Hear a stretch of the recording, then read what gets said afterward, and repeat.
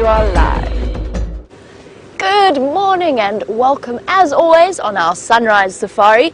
My name is Jamie, and for his final drive before he goes on holiday, just to clarify, not his final drive, just his final drive before he goes on a very well-deserved break, is Brian Joubert, and of course the thumb along for the ride. The thumb, of course, goes on holiday whenever Brian goes on holiday.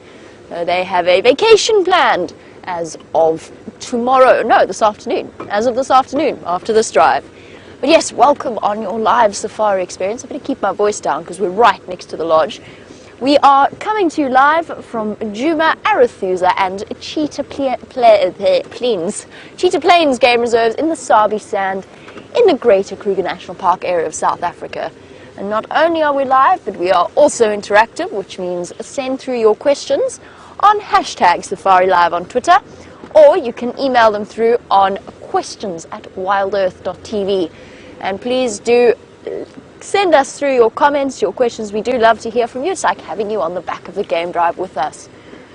Right, with that sort of stuff out of the way, we do have the lovely Kirsty McLennan-Smith in final control with Lou. And Kirsty is also going on holiday, by the way, after this drive. In fact, they're all deserting us. James has left. James's car wouldn't start this morning, by the way. It was relatively hilarious. And Kirsty and Brian all disappearing. And then rejoining us in 2 weeks' time. Right, those of you who send through the updates about the Lions calling, I've just picked up his tracks, and I'm listening to the Game Drive channel, and apparently the Lions are still calling up in Buffelshoek, but at least one male has walked through since his tracks wander across quarantine. So yours is telling me that from his camp he can hear the Lions calling. But there must be others around, and I think that male might still be in this vicinity. And so I haven't picked up any sign of him, and I just want to chat to Brent because I know he headed in the direction of where those tracks were heading, and they haven't popped out here. So bear with me one moment while I grab the Game Drive channel. Brent for Jamie.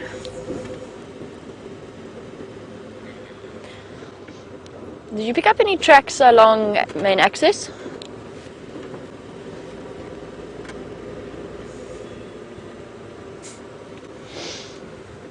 Copy. Brent says no, he didn't pick up any tracks.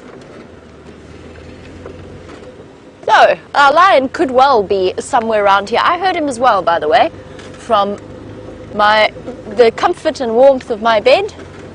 I heard the lions roaring away. Oof, and my fingers are very, very chilly. It's a chilly 9 degrees this morning, apparently, so 49 degrees Fahrenheit. Another coldish morning in midwinter in the African bush. So while Brian and myself search for this male lion, let's go over to Brent so he can say good morning.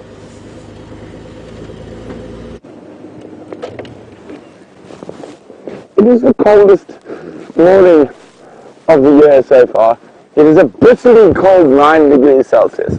Last year the coldest day was 4. I'm hoping it doesn't go that low, but by the way, I'm Brent and I don't like the cold.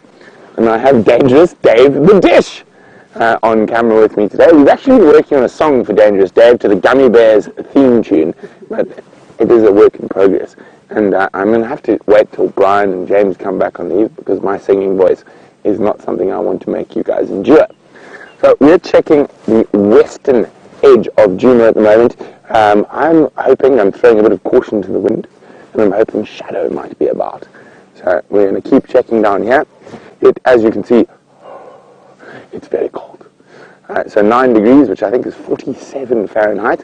It is our coldest morning of the year so far. And, oh, wait.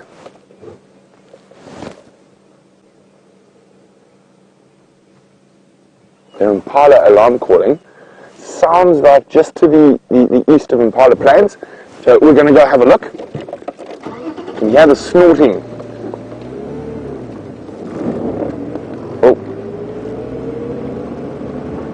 Sorry, the game drive was very, very loud there. So it sounds like just to the east or northeast of Impala Plains, so we're going to head straight there. And when I say there's Impala alarm calling, it means they were snorting at possibly a predator. So going, and what is approaching us is not a predator, it is a car. And someone is up early and heading out. I'll wave and be friendly. Hi. Bye. They're not very friendly. I thought we were going to have a chat. Obviously, they don't want to chat with me this morning. But let's go check what those impala were alarming at.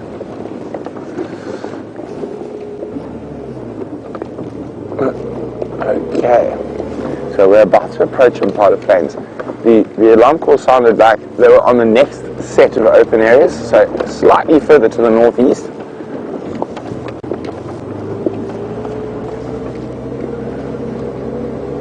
Okay, let's have a look.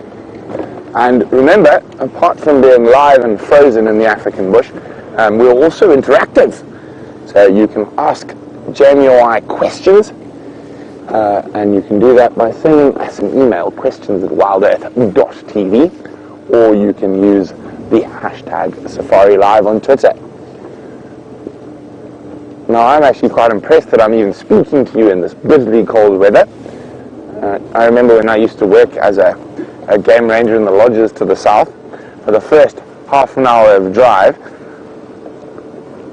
this is what you would get as one of my guests.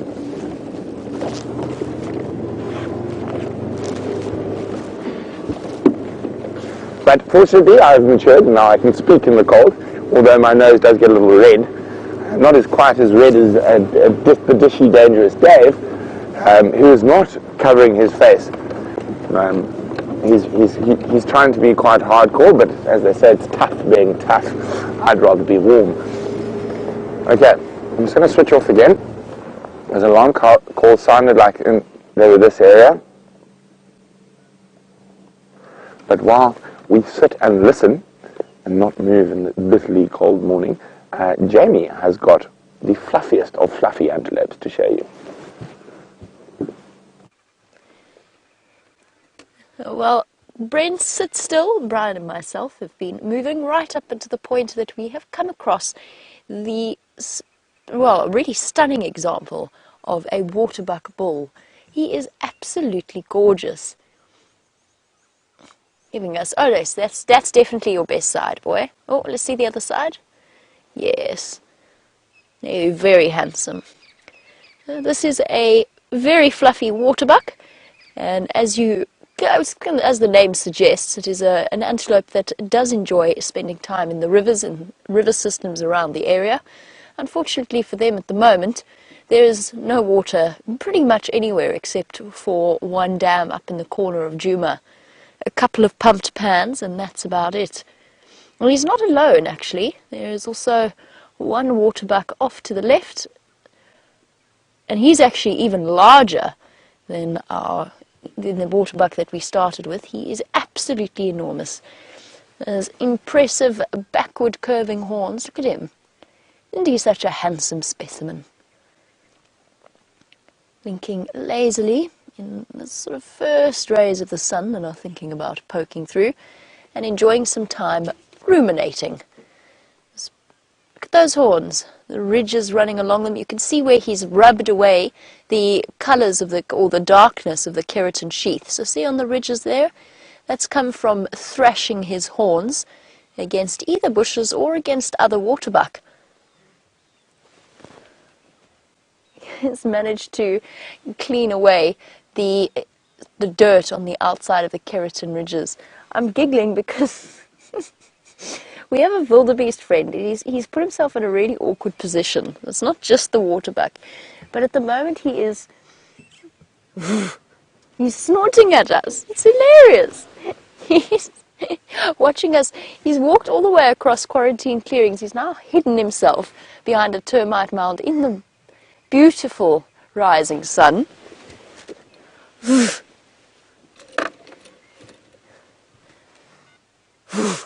Yes? What are you trying to tell me, boy? I really do like wildebeest. But they are...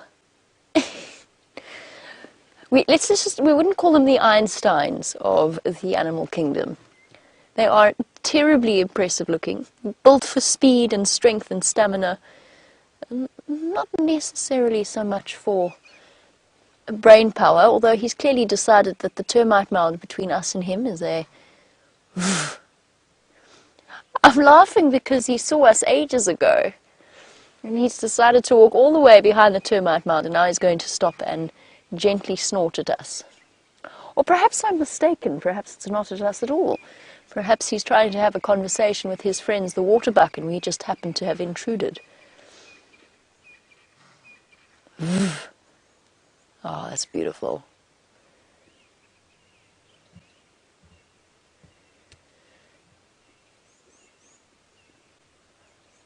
Oh, that's awesome, Brian.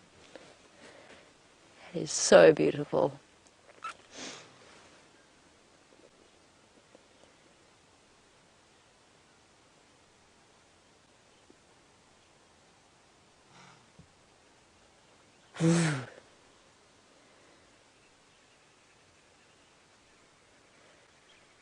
Isn't that absolutely stunning?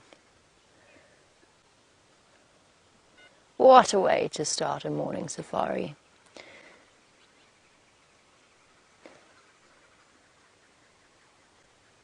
And if you're listening really carefully, you'll also hear the sounds of the wood hoopoes cackling in the trees.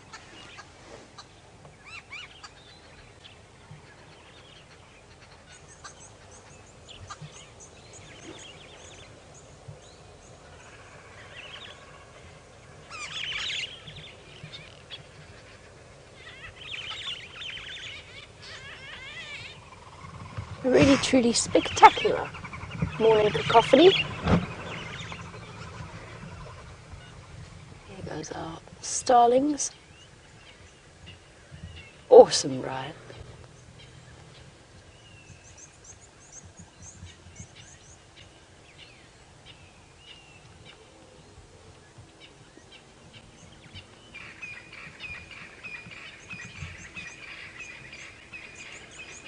A murmuration of starlings, isn't it?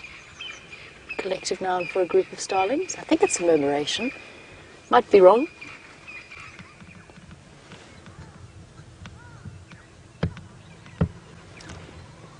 Beautiful. Time to move on to a much more action-packed scene with Brent.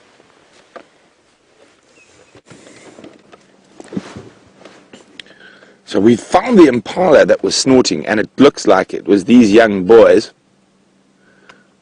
practicing for next year's rut. So snorting and headbutting, and now of course they decide to do it behind the only guarri bush. There we go, there they are. So unfortunately no predator, just teenage boys being full of testosterone, trying to show off. There we go, and looks like they might. No? Actually, we're having quite a serious little duel a bit earlier. And these boys, all of them are about 2 years old. So at about 3 will be their first year starting to properly participate in the rut and trying to get themselves some girlfriends. At the moment they're still a bit young. So they're getting as much dueling practice as possible. Now, the impalas, as I like to call them, of course that's not their real name, they are impalas, I-M-P-A-L-A, but I definitely prefer the word impalala. They just look like impalas. What do you think, Dave? I agree. As Dave agrees, we shall now refer to them as impalas till infinity and beyond. Now, they are incredibly adaptable animals. So one of the few antelopes, oh, there we go, that is both a grazer and a browser, so they're able to take advantage of multiple food sources, and that's why they're so successful. Now, they have been in current shape and form for 1.6 million years, unchanged. So if you pick up a fossil of an impala from 1.6 million years ago, it is exactly the same as the bones you would find of one of these impala. Dave, is it missed on our lens? I think we missed it up.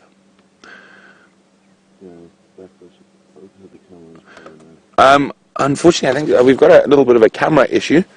Our focus ring is slipping and getting stuck, so we might need to fix it quickly. As soon as we zoom in, it seems to be getting stuck. So what we're going to do is we're going to jump across to Jamie while Dangerous Dave fixes the focus ring. So we'll be back shortly. Oh, dearie me, and seems as though problems happening with Dave's camera this morning. Dave, of course, being the talented cameraman that he is, and the one that we are definitely not objectifying in any way, shape or form. We'll fix it in no time at all. Right, onwards, let us find, actually, you know what, before we go look for this lion, since we are here on Gallagher Shortcut, we might as well poke our nose in at the hyena den. I'm not optimistic, it's just been so quiet over the last few days in terms of hyena activity, but there are tracks up and down this road. One set of tracks, one hyena. Hold on. What have you guys seen? Or are you just looking into the sun? There's a couple of Inyala off to my left who are looking intently off to the right. Can you sort of see them there, Brian? I don't think that's as good as it's going to get. Hello. Good morning.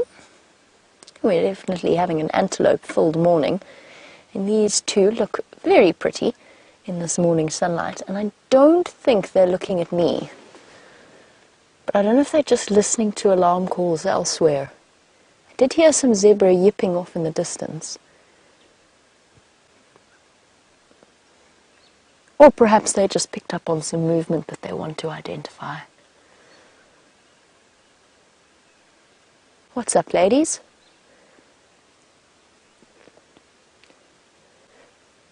Whenever you have a group of antelope, or more than one antelope, and they're focused in one direction, it's always a good idea to go and have a look and just see, or try and get an idea of where it is they're looking. Just because they all might be paying attention. You're not a Nyala. I thought you were an Nyala. You're a kudu. A very tiny, very fluffy, very lonely baby kudu. Shame, little one. Now stand by one.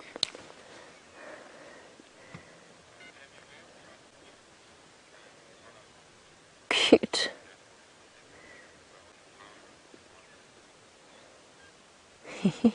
Shame, I wonder where Mum is. Oh, Brent, I don't know where his tracks have crossed out. I think he's probably crossed towards Gallagher Pan. I'm going to check Gallagher Shortcut and then make my way east from there. I don't know if you want to check along Zoe's. And Brent wondering where he should go and check. That was a surprise. I really thought that was a little Inyala. Shame, little baby. Where's your mom? Not the first time. We often see baby kudu on their own. They very frequently get separated from their mothers. But that can occasionally be a sign that there was some predator hunting last night. Whether it could even be wild dogs that separated them. Let's go forward a little bit. And Brent and I had this really heart-rending situation when we were in Kruger. And a little kudu had obviously been separated from mom and had tried to actually, it was so young, that instinct to just make its way towards any kind of movement or life meant that it came and tried to suckle from my fingers. It walked right up behind me, it crept up behind me and started sucking on my fingers. It was so sad. Little thing was bleating. But when we went to try and get help for it, it disappeared into the bush, into the Kruger National Park. I don't know where this little one's mum is.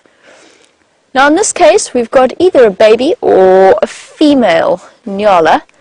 Baby kudu, female Nyala. Both of which are species, and the impala actually, that Brent had, both of which are species that have, only the males have horns. And good morning to Norman. Oh shame, this little thing looks so fluffy and cold. Good morning to Norman and welcome on the Sunrise Safari. The answer is no, there are no antelope here that have antlers that shed. I'm sure you know that is one of the primary differences between an antler and a horn, is the antler's ability to shed, and that of course is because it is made of solidified blood vessels rather than being made of solid bone, as is the case in the horns of all of our antelope.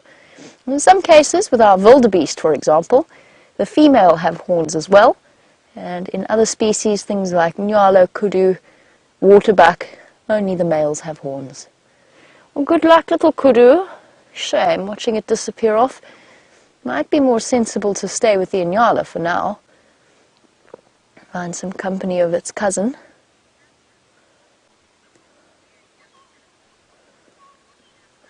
And Shamson, if this little one has been orphaned and it happened to come upon another mother, he wants to know if kudu babies will ever, if kudu females will ever rear young that have been orphaned. Depends on the age at which they've been orphaned. I've never heard of kudu allo-suckling each other's offspring, but just because I've never heard of it doesn't mean it doesn't happen. Just because it's never been recorded doesn't mean it doesn't happen, because of course it's very difficult for us to know exactly which kudu female is the mother of which calf, unless you see it at birth, at the moment of birth. But little antelope calves wean very quickly. You're talking about a couple of months and they are completely finished with their suckling experience. They're completely weaned. So at that point, if a little one is orphaned, even a little orphaned kudu, it will be allowed to sort of trail a group of kudu and stick with them and utilize this extra safety in numbers. So in that way, yes, it's not really raising the baby, but it is helping to look after it, sort of, in a way. Okay. Let's carry on, I think. Go and see what we can find at the Gallagher shortcut then.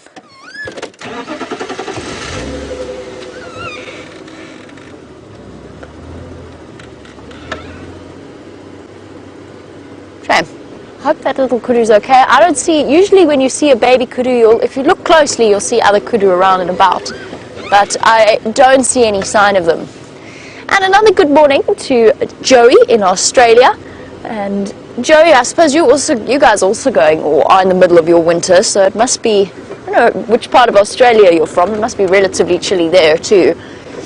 Joey, in terms of the reaction of antelope to venomous snakes, things like mambas and cobras, it's very, very seldom that they get bitten, but it does happen. And sometimes you will find an unexplained dead animal, and that will often be as a result, particularly with babies, because they're inexperienced and they don't know how to react. They often get bitten by things like mambas or cobras. The answer is they run away. So they might freeze for a moment, and that of course is what ideally you should do with a snake, because staying as still as possible if you're up close is the best way of making sure that the snake doesn't feel threatened and therefore doesn't react by biting. But for the most part, they will just turn and move away. That being said, encounters are relatively limited. The snakes are so good at picking up the movements of the vibrations of the animals and moving out of their way almost immediately, which is why you hardly ever hear of accidental bites with human beings. Things like mambas and cobras, they're not innately aggressive. They will almost invariably move out of a person's way if they happen to stumble across them. 90% of snake bites in this country are obtained by people trying to handle the snakes. Catch them, not play with them, but catch them, handle them in any way, move them. That's where snake bites actually occur, and that's why you should never try and catch a snake unless you have the necessary experience and qualifications. Okay, let's just do a quick check. I don't think she's still here, but let's try.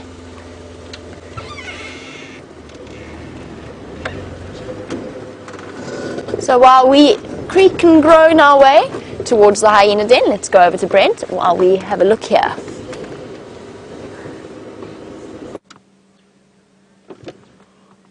Oh dear, they've just flown off, but they are, in this early morning light, absolutely gorgeous, brown-headed parrots. So I'm going to try actually catch up with them. I think they landed in that Mvula tree.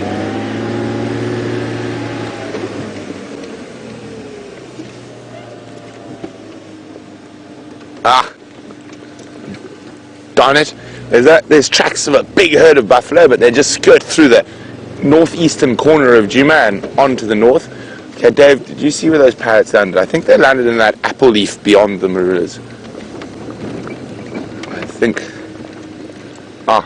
I think Aubrey's also spotted the parrots.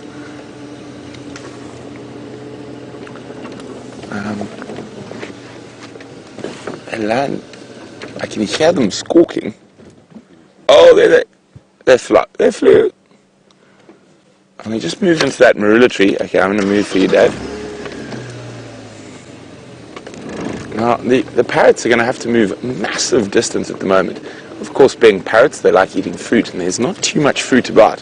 They do eat leaves as well, especially in times of drought like this and during the dry season.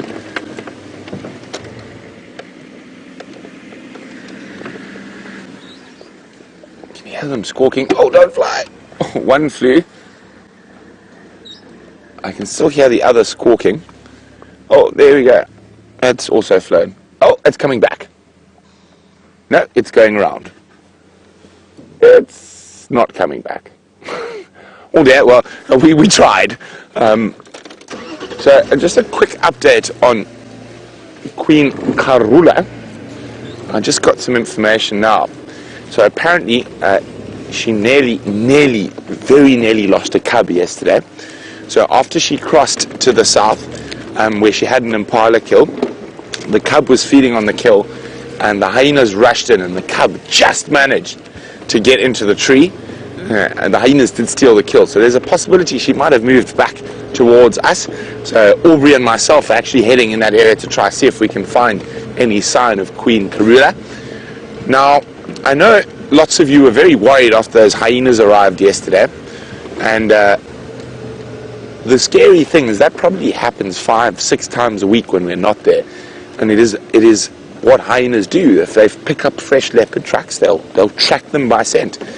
And those cubs have probably seen more hyenas than we have in the last week.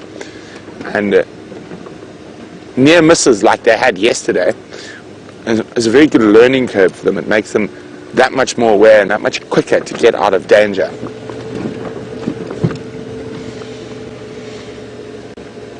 I love the smell of the bush in winter. So dust. And it's fresh. It's a fresh smell this morning. You can smell sort of like dry leaves and dust. A bit of elephant dung, a bit of hippo dung, a bit of buffalo now.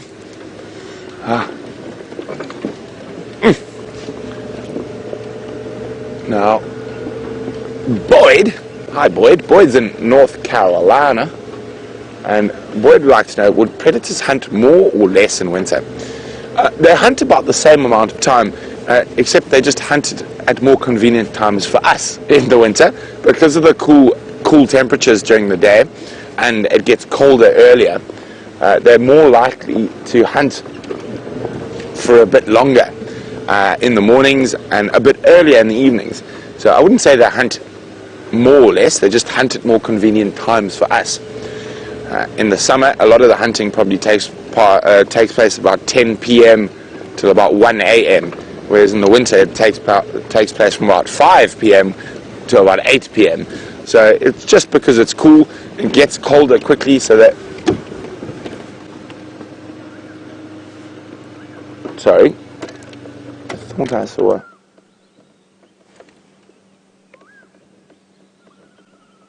Oh, can you guys hear that? It's not a call you hear too often, it's actually a tawny eagle.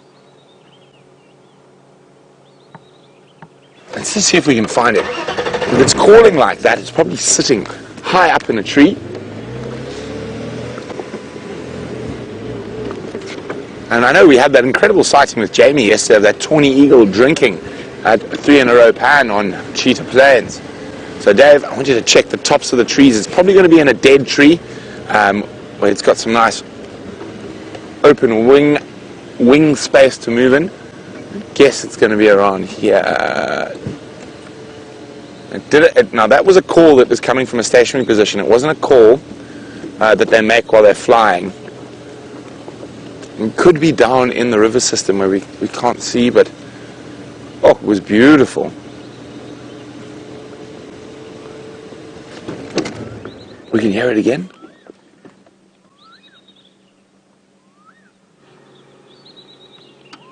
Can you hear that, Dave?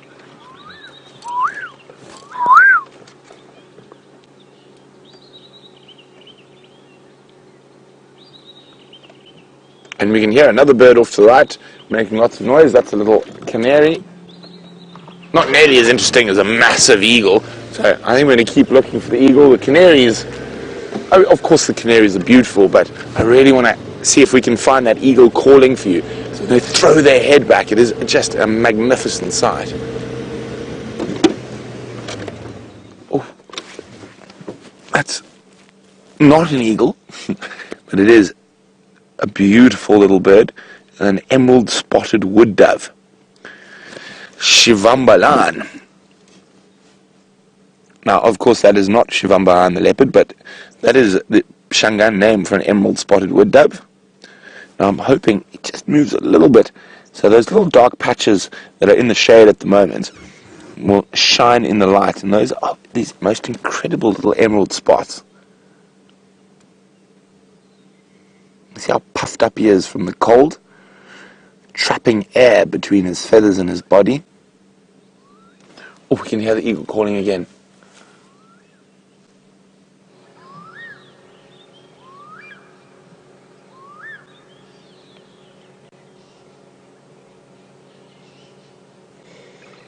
Oh, off he goes. Isn't that lovely? Oh, again.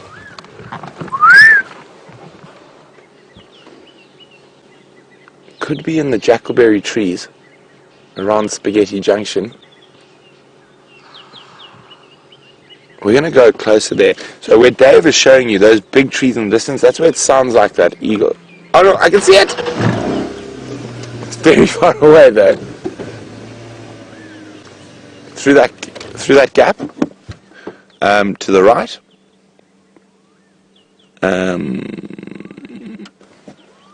There's two calling.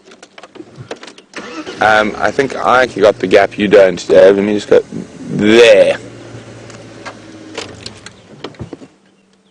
It's actually, I think it looks like a martial eagle. Now, I do apologize for my incorrect eagle call, but that looks like a martial. Now that is there's another one calling closer to us. Oh, I just pulled my ears out, but I'll put them back in. I'm just trying to see if I can spot it.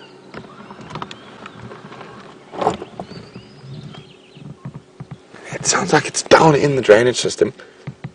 Now, martial eagles are not an eagle we get to see often, and they're the biggest eagle in the whole of southern Africa. They've got a wingspan of over 2 meters.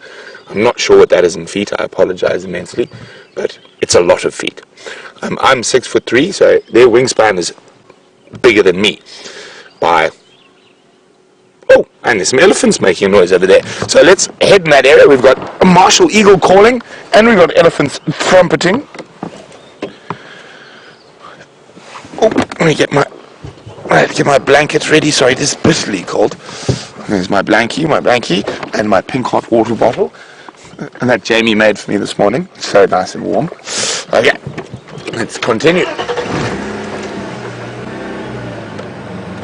Now we're going to try and get to that martial eagle because we know where it is. We can't see the other one. And then we're going to loop our way back there because there's elephants trumpeting as well. Now, see, this is the wonderful thing about being on safari every day. I consider myself an above average birder. Now, and a lot of the predatory birds, a lot of their calls sound quite similar. And there's slight nuances now that I have learned because I haven't seen a martial eagle in so long, and you forget stuff. And this is incredible about nature. It reminds you. Obviously, I needed to brush up on my martial eagle calls. So the martial eagles are calling profusely this morning. And he's got the wonderful little woo on the end. It probably doesn't sound quite like that, but that's how I remember it.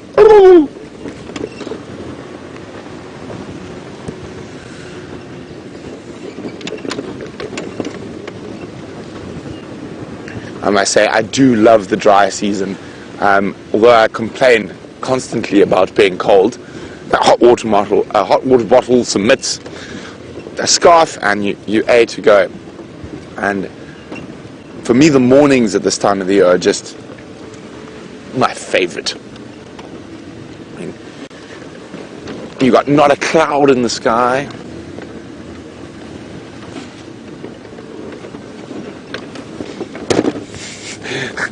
Hi, Red. Red says, I understand that we don't need air conditioners because it's open, but couldn't we get heaters?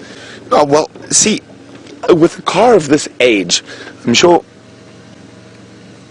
I'm trying to see, I don't even think it came with a heater originally. So this, I'm in Wendy. Wendy is 1996. So, what is that?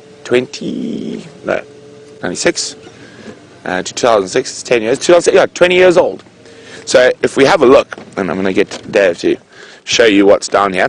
So this it didn't come with an air conditioner or a heater.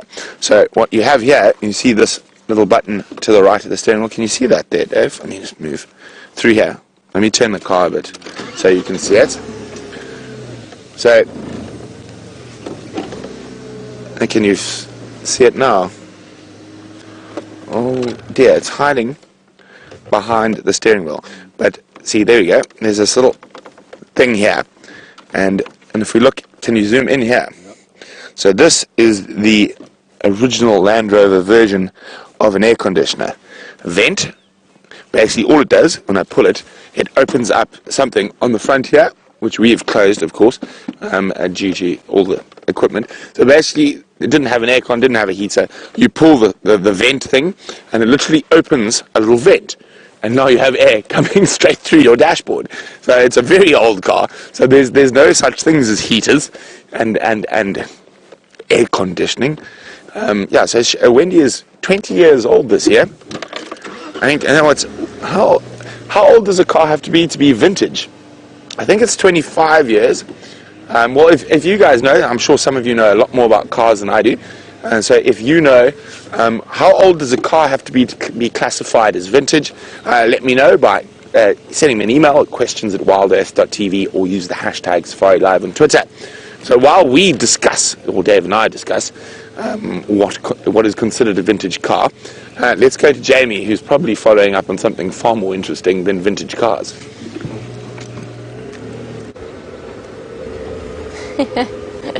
As we drive along on our almost vintage cars, we do have relatively fresh lion tracks going into this area. Sorry, I am really distracted right now because I'm trying to figure out exactly what is going on with our lovely Nkuhuma Pride and their little ones, because I can see cub tracks in the road and I can't even show them to you because they are so difficult to see. They're in a stony, rocky area. Let me just try going a bit further forward. All of the calling, I think they're in Buffelshoek. Most of the things that I can hear, most of the calls that I can hear are coming from the Buffelshoek side, so a property that is to the north of our boundary, unfortunately. So a place we can't go. I'm hoping perhaps there's a female with the bigger cubs somewhere here. I can't get a good example to show you, sorry. Let me try a little bit further ahead. They have been driven over as well, which also doesn't help. But there were definitely little cub tracks in the road here. Let's see if they go off this way.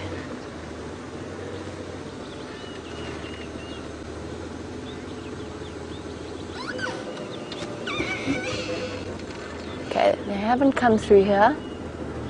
We would see it. Nope. Let's keep going. Let's keep looking, see if I can't find you a nice clear example of this. Dino, apparently the lion calls sounded odd last night, and you suggested almost like they were fighting over something, perhaps a kill. I've just heard on the Game Drive channel that the guys suspect that the lions have a kill somewhere on Buffelshoek.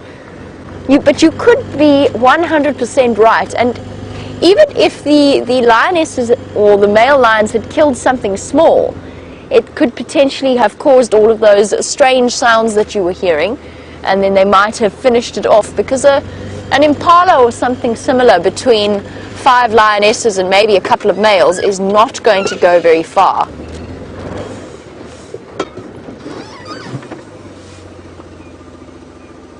See, to me, these look like little lion cubs. Let's just go. Oh, sorry guys, I'm struggling to try and show you this, but they're in the road and they're a little bit clearer, so let's try. Gives me a chance to have a look as well. Can you sort of get those up there, Brian? I know the light's not fantastic yet, but I do want to just hop out and have a look. I'll show you now where I'm looking. They're all over the show. Sorry everybody, it's always a bit of a laborious process when I get out of the car, because I have to remove the hot water bottle that is under my jacket. They're very difficult to see. Better just check that I'm not about to bump into an angry lioness. These almost look...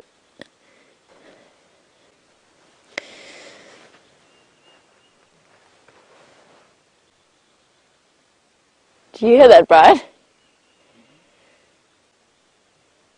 I think there's one just up here. You growling at me?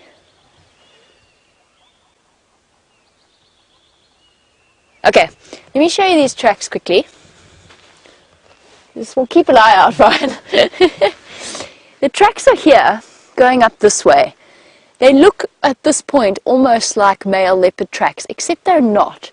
They are most definitely not, and the reason I say that is because there's 2 sets of them. There's actually another one over here, moving up this way.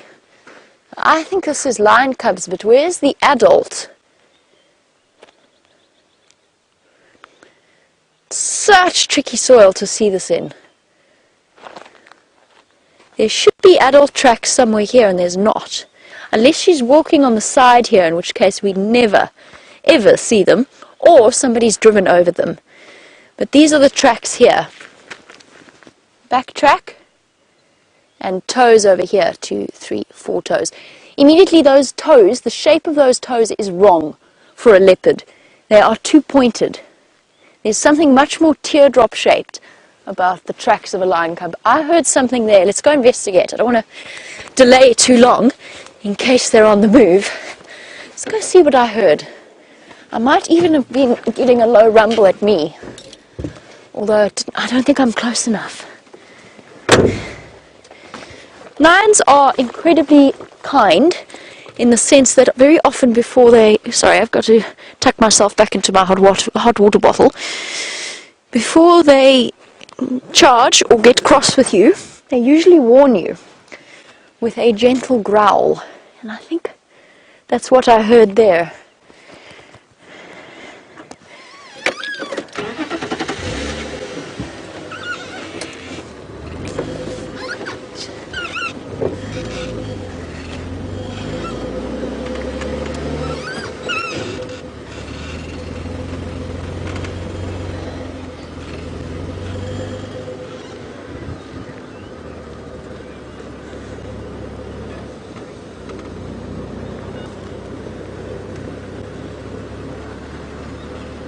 Definitely heard something. The tracks go off in here.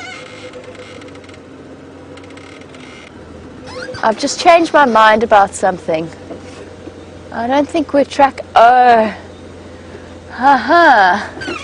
we're not tracking lions. I think we've got a mating leopard pair in here. So the toe shape, it's not lion cubs. That's why there's no adult. There's a mating leopard pair in here, and we're going to find them because we're going to find them by sound. This is awesome. It's been a long time since we've had mating leopards. Let's go in here onto the fire break, and we're going to go and sit and listen, because that's what I heard. That's what growled. It's not them growling at me, it's them growling at each other. Now, Safari Dean, sorry, I got totally distracted. No, the drought doesn't make it harder for ambush predators. Although you are right, there's less cover for them. There is There's a big log there.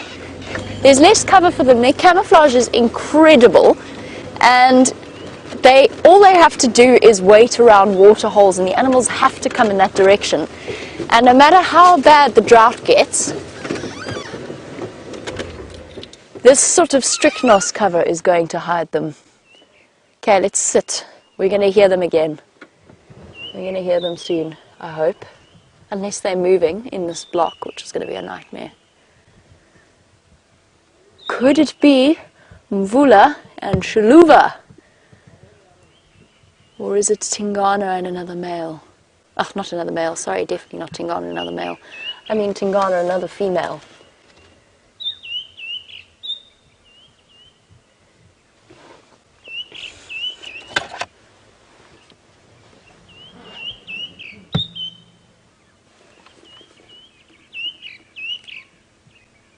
Come on, guys. Those of you who've experienced leopard mating, you know that it is a relatively regular affair, and it is done with great enthusiasm and plenty of noise. While we sit and wait for them to mate again, I'm actually going to take my earpiece out completely so I can listen with both ears. While we do that, let's go across to Brent for an update.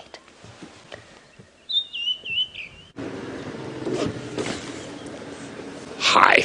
So we're on the southern edge of Djuma. Aubrey's been checking from Shabam Road, and I've been checking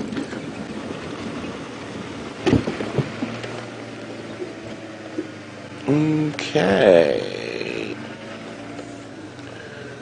Oh, I just hear Jamie's had more audio of mating leopards. I just want to check this track here quickly. It looks like it could be a bit old. It's definitely Queen Karula, but I don't think it's fresh. Do you see where I'm looking, Dave? To the right. There. I'm just going to move off the road here quickly. And yes, no. The more I look at it, the less fresh it gets.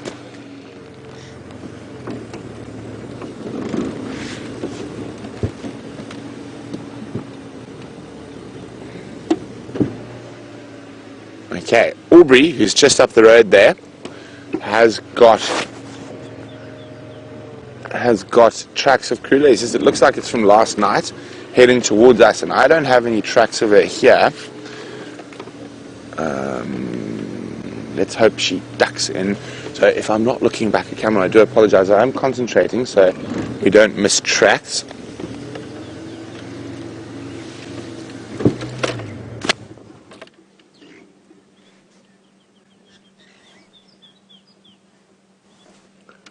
Thought I heard a Franklin alarm call,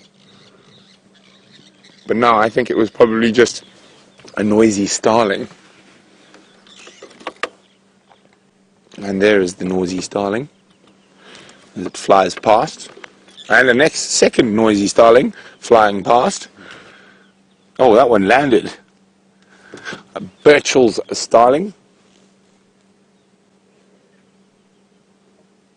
It always pays to use your ears out here in the bush. They will find you animals before your eyes do, very often.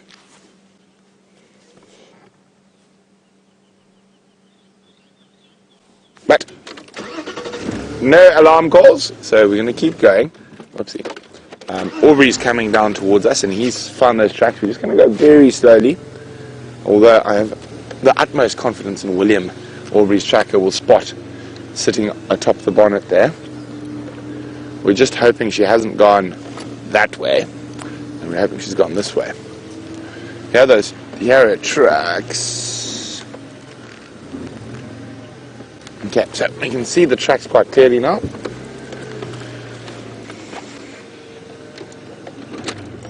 Okay, there we go. There she is, walking down the road, but I don't see where they go. They have been driven over, but this is a very busy road, so that is not unusual. I actually think these tracks are from yesterday morning, to be honest. I'm just going to chat to Aubrey quickly because I did see them yesterday morning, and I don't think these are from last night.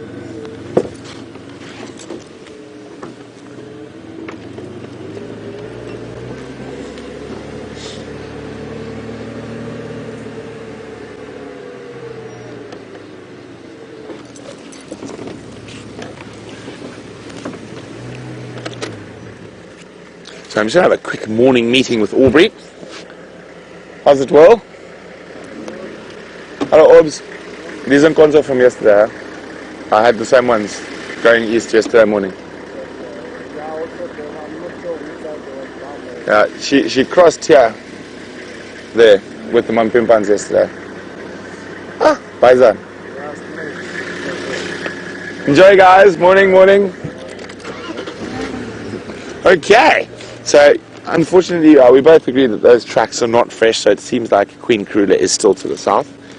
I might get hold of Jamie, go give her a hand in that area.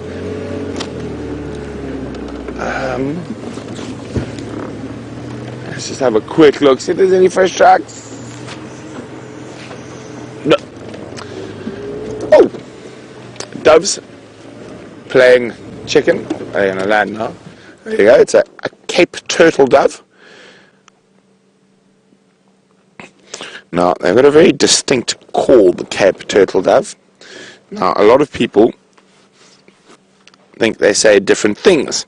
So a lot of people say, they say Cape turtle. A lot of other people they say work harder. I personally think they say drink lager, but of course it's up to you to decide what the Cape turtle dove says.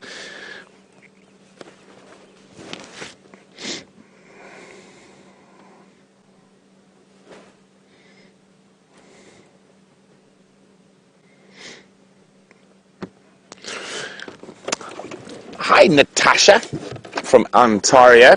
So Natasha, of course, knows a lot more about being cold than we do out here.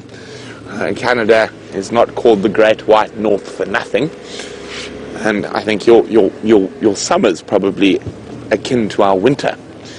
Now, Natasha would like to know if there are any birds we only see in the winter months. No.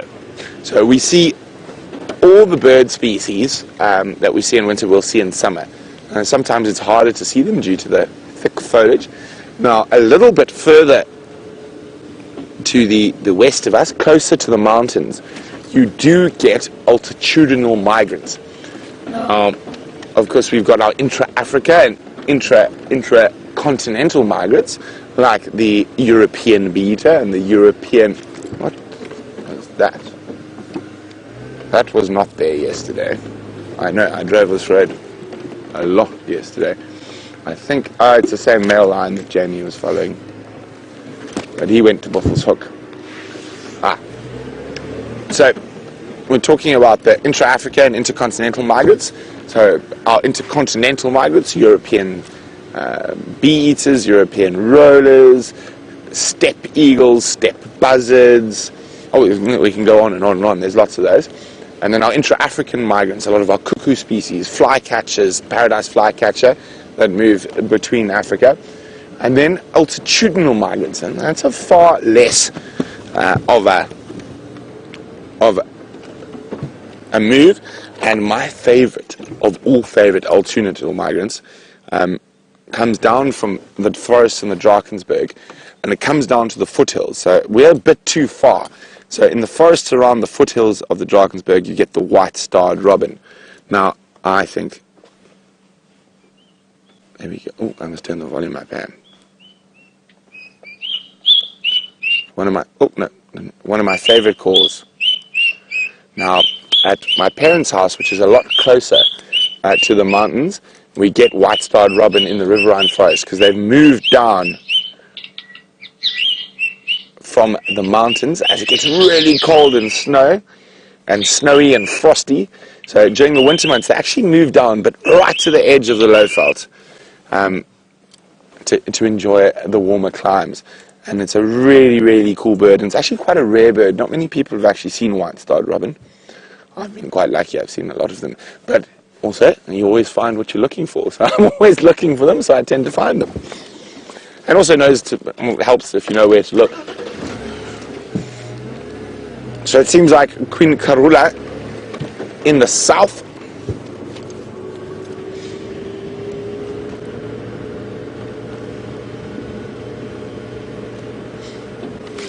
Well, thank you to Shamsung and Kyle, who say about vintage cars, it used to be 20 years. So the Wendler, the Rust Bucket's 20 next year.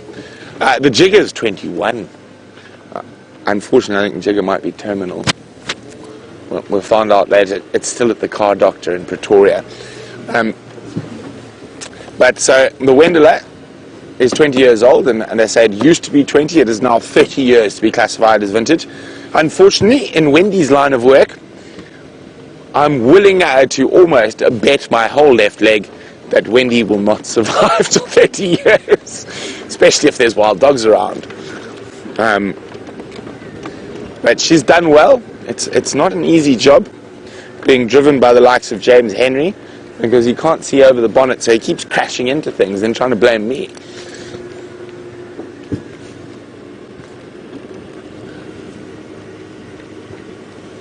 Now, these are incredible little vehicles, but they do have a very tough life. And it's very seldom that vehicles get used as much as they do. I mean, think about it. 6 hours a day, every day, when they're not broken.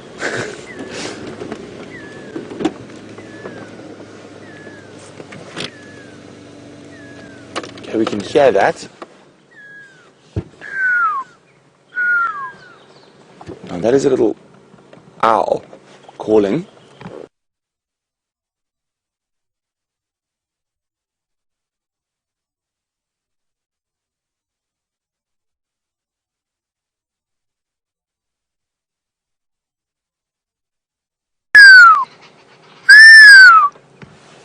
Now, of course, it could also be a fork-tailed drongo.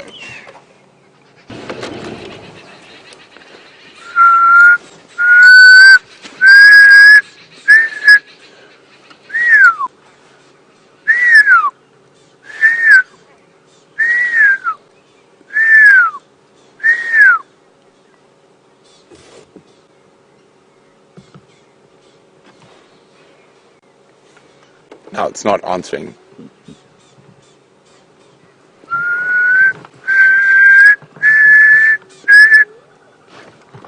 There's the owl.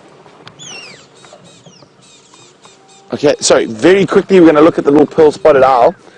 And you got it, Dave? Yeah. There we go. And there's hyena calling. But Jamie has got the most exciting news for you, so let's go across to Jamie. Standing by. Have the most exciting news for you. We are right about it being a mating leopard pair. They're just incredibly tricky to get to, so bear with me. They were mating right in front of us, but unfortunately they've moved now. Let us go and figure out which pair it may be. Oh, there they go. I think it's Mvula. I really do. I think it's Mvula. It's the first time I've ever seen Mvula mating. Sorry guys, bear with me 1 second. Oh, this is a tricky block.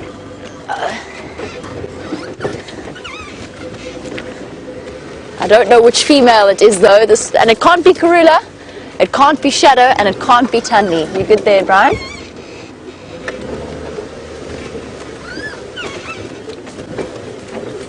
Oh, they are definitely going to make our lives relatively tricky. They're going to pop out in front of us. Let's just see if we can figure out who we've got here. Here we go. I'm inclined to say that's Mvula. And his lady friend coming behind. I have no idea who that is. Let us go and catch up with our moving pair and see who we've got. Phew. Okay, tricky block, tricky block. Everybody hold on, it might get a bit noisy.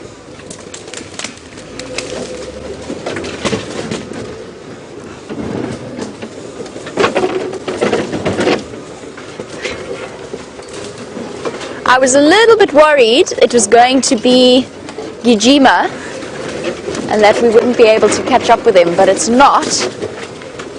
It is definitely not, or else he wouldn't still be around. So we've got a relaxed leopard here. We've got two relaxed leopards.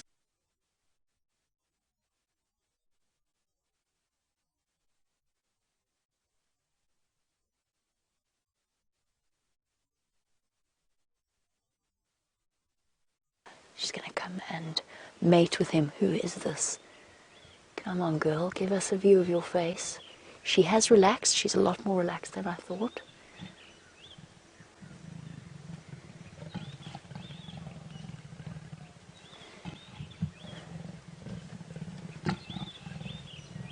Awesome.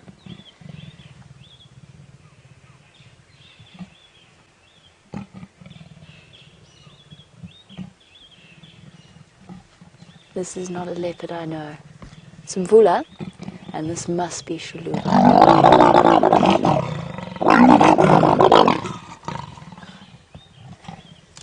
Who are you, girl?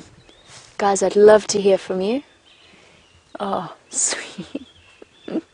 Doing the sort of very cutesy female thing. Who's this, everybody? Those of you who know the leopards out here. Is this Xiluva? She looks a bit nervous.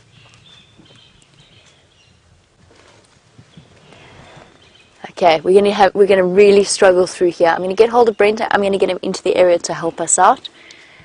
Brent, if you can make your way along Gari Cut Line, I'm not sure of your position. If any other vehicle wants to approach, they are mobile now to the northeast.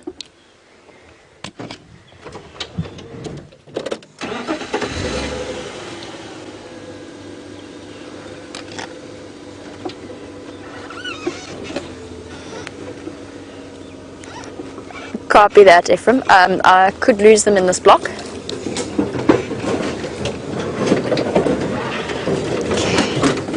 Very, very tricky. Obviously, this is monkey orange personified. I've still got a view of them, but we have to go around. So everybody hold on.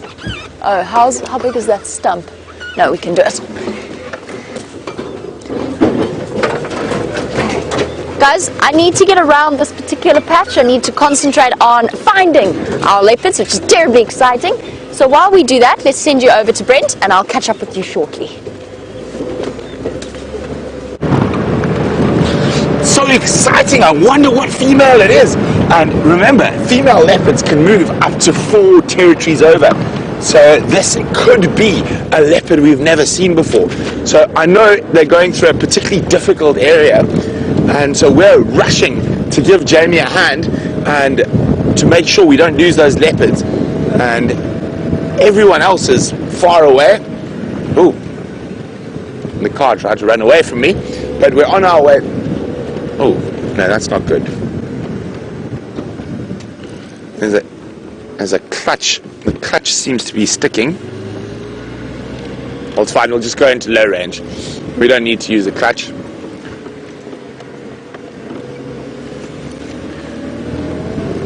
Okay. Hold on. Sorry, I'm just feeling this. The car. The clutch got stuck there for a second, and that's why you heard the revs go woo. Well, she might not be a vintage if you're officially vintage, but in my eyes, Wendy is always vintage. Good girl. Please don't break. Please. Now, of course, our vehicles. Okay, so I've just heard that we're quite sure the male is Mvula, but no one knows who the female is. Mvula, you old stud, you. I mean, he shouldn't be mating. Is he just trying to sneak in there? Hopefully, for Mvula's sake, Tingana doesn't hear them. Otherwise, he'll definitely come make his presence known.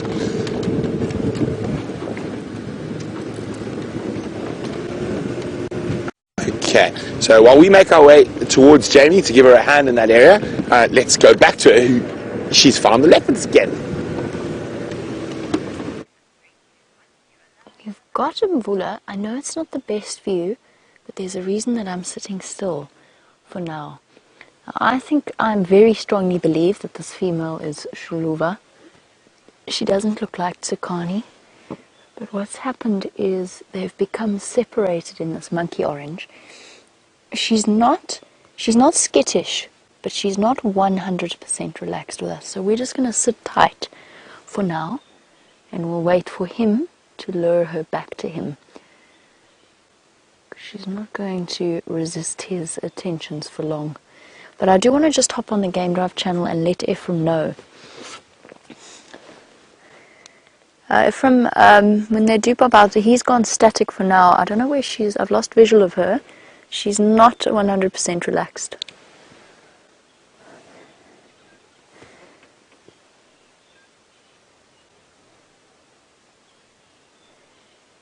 He's having a little bit of a...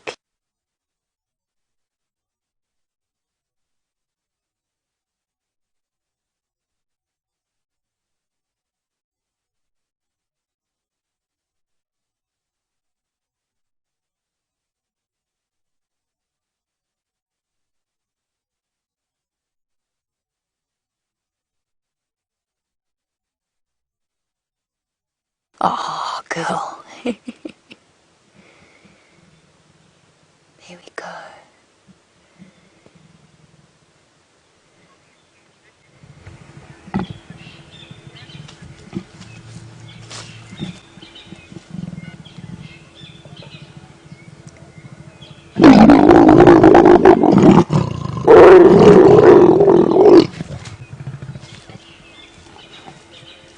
Incredible sound effects that accompany a leopard mating. There you go, James Richard. James Richard thinks it looks like Xiluva. I don't know what Xiluva looks like, to be 100% honest with you. It's definitely not Tsakani, you are right. This leopardess is too old to be Tsakani. And you've also got a view of the yellowed teeth of Mvula. Oh, this is so awesome, a new leopard. So exciting.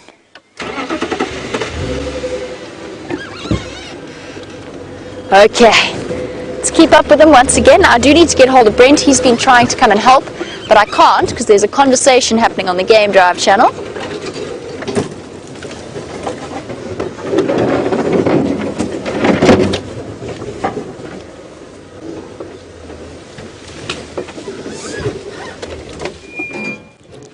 Okay, girl. All right.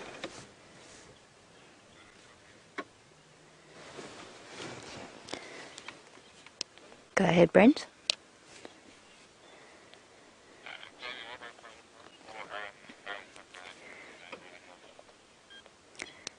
Brent, we're quite far up Gowrie Cutline. We're quite far north up Gowrie Cutline. I'm not even sure you'll have a signal here, but keep coming. I'll let you know when I've got your audio.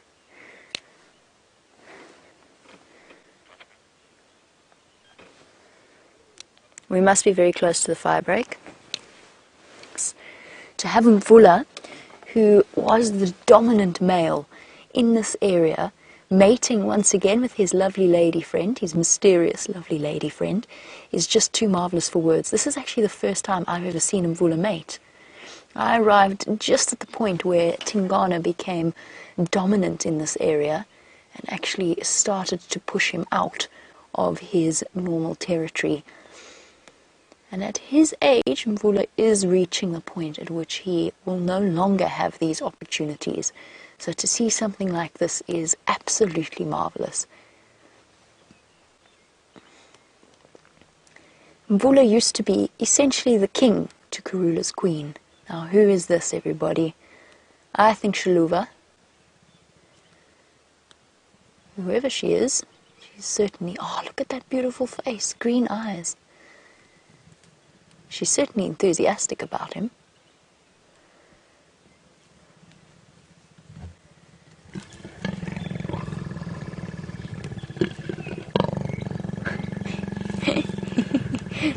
Him less so, as always. Awesome. Thank you to Ellen Fowler, who says that it is Xiluva indeed. World, meet Xiluva. Xiluva, meet World, although she's more distracted by Mvula, who's showing her every enthusiasm that we've come to know and love of male leopards. Okay, if you insist.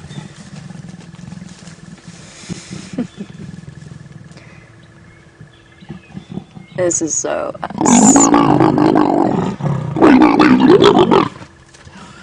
Oh, they've definitely nearly reached the end. They've both got empty bellies, and she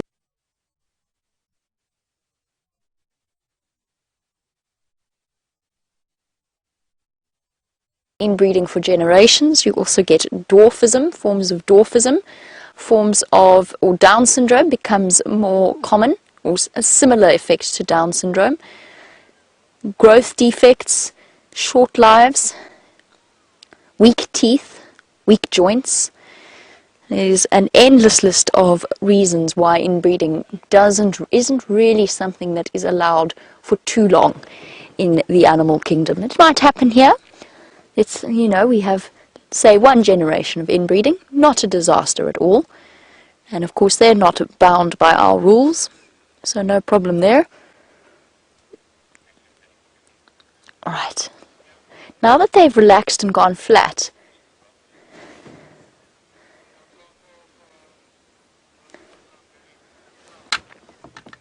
let's try and reposition. Now Shamsun, this is exactly what happens when leopards are mating. The males go wherever they want to, and the females follow them automatically, regardless of whether or not it takes them into another leopard's territory. She's sitting in Karula's territory right now. That might be one of the reasons why. You can see in her body language, a little bit on edge, a little bit jumpy. It's because she's in another lady's territory, and lady leopards don't appreciate that. But the female leopards are not strong enough or brave enough to challenge a male leopard. And a male leopard is automatically very defensive over the female that he's mating with. So what could happen, potentially, is Karula, and it has been seen before on the live safaris, Karula might come and stand and watch. And you can only imagine the thoughts going through her mind. I'm sure thoroughly unimpressed with the presence of a lady, but not so that she would challenge them. I'm going to try and reposition to get us a better view, because we really are in a not great spot.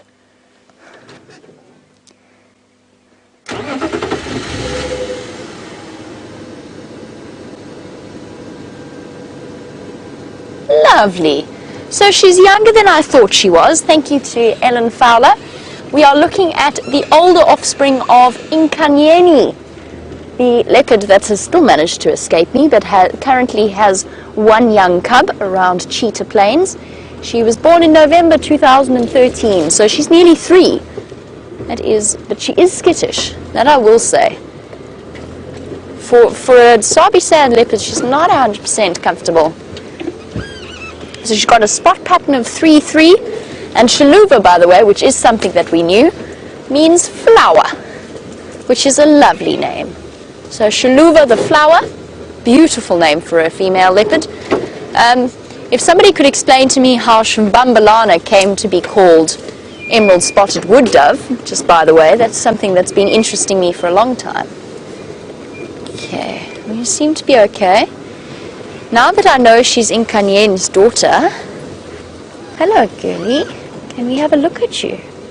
Can I stop here? Hey, beautiful. I have never seen Nkanyeni, and this is the first time I have ever seen her daughter. I think it was the moth-eaten ears that sort of gave me the impression that she wasn't very young. But now that I look at her, this is absolutely fascinating. She just looks totally different to the Karula line of leopards, or the immediate Karula line, female line. Face is much more elongated.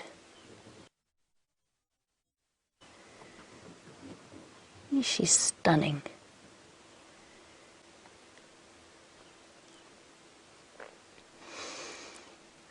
This is truly wonderful. He is totally hidden. We're still not in the best possible spot, I know, with the sun behind them. I'm going to keep trying. I just wanted to stop and get a view of her and also gauge her behavior, since she is a leopard that I'm unfamiliar with, and I want to make sure that we don't make her uncomfortable. But I think what we can do now is we do a bit of a longer loop, and we will get all the way around to the other side and have a slightly better view. The tricky thing, of course, with positioning a vehicle with mating leopards is as soon as they decide to mate, they immediately move, and they almost invariably move somewhere more tricky. And one last look from this angle at the lovely Xiluva.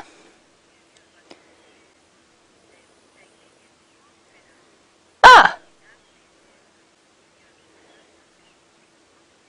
Confusion. Confusion reigns. The identity of our lovely leopard. Let's get a spot pattern quickly. Excuse me, girl. Oh, I couldn't quite see. 1, 2, 3, definitely 3 on her right side. I haven't seen her left side, so she's definitely got a 3.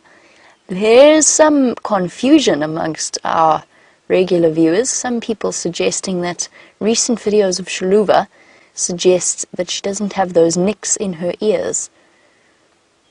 I wish she'd give us a yawn. That might actually help us. We could age her by her teeth. Hey girl, do you want to give us a quick yawn? Maybe hop up and mate with Mvula, then we can have a look at your teeth. No, a bit tired. Bit tired and a bit tired of his company, I imagine.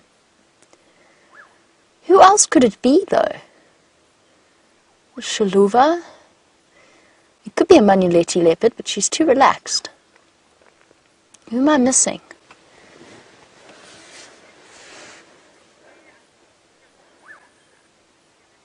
Well, Canada Keith thinks he saw 4 spots on her top row of her right side. I thought I saw 3, but I'm not 100% sure about that. Let's try and have a look again. But, oh, now she's lying with her head resting very comfortably, but also very awkwardly for us to examine her spot patterns. In Canada Keith, it's possible. It's entirely possible. I was told that she was mating with, that Mvula was mating with Xiluva. That, of course, does not mean it's impossible he was intercepted by another female who has taken Xiluva's place. But it does seem a bit of a stretch, doesn't it, that we would encounter 2 lesser-known females in the same area. But maybe the person who originally identified Xiluva got it wrong. I think it's Xiluva.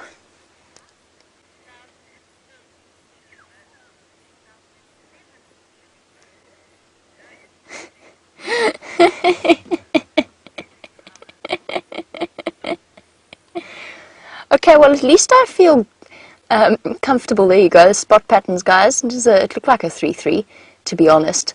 However, we have marvelous news. First of all, at least I was right about her being old and not, or older and not young. I do feel truly relieved about this. We have the answer to our mystery, everybody. There are 2 Xiluvas. One is the daughter of Nkanyeni, the other is born in 2007, making her 9 years old rather than 3. So that definitely makes me feel better about my aging of the leopards. I was starting to question my own sanity there when I said to you all, she's not a very young leopard. Well, there we go. She is 9 years old. Her name is Xiluva, and not much is known about her except that she shares a name with Nkanyeni's cub. So what we'll do is we'll do some extra digging and research, although I fully trust Ellen Fowler's information that she has sent through. I definitely do. But let's see if we, as a collective initiative, don't manage to dig up a little bit more information on our beautiful girl. Hello, Mystery Cat. Turns out you've got the same name as somebody else. You've been causing us much confusion here. Not that you have any idea about that, but perhaps if you did know, it would make you smile slightly. Up we get. Which way are we going to go, lovely lady? To tempt the magnificent Mvula. I'm going to sit on your head behind the tree. Ah. Sorry, everybody, but there's no point repositioning now. We'll get a clear view in a bit later. Oh, Mvula, takes him a little while.